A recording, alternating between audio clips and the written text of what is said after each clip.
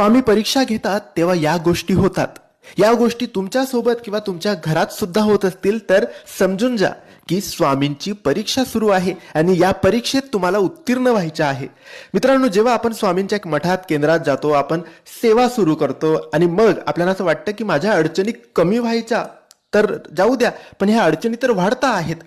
माझे पैसे कुठेतरी अडकले, पैसे मिळत नाहीये, घरात कटकटी सुरू आहेत, मी जेही काम करतोय त्यामध्ये मला अडचणी येत आहेत, जास्त येत आहेत, सेवा सुरू करून जास्त येत आहेत, किंवा मी जीही सेवा करतोय त्यामध्ये सारखे विघ्न येत आहेत, सेवेमध्ये खंड पडतोय, आरोग्य खराब होत आहे, सेवा पूर्णच होत नाहीये, पारायण करतो, मंत्रजप करतो, काही ना काही विघ्न येते, मंत्रजप करायला बसतो तो डोक्यात अनेक विचार येतात.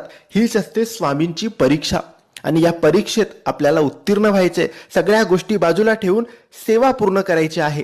स्वामी फळ नक्की देतात.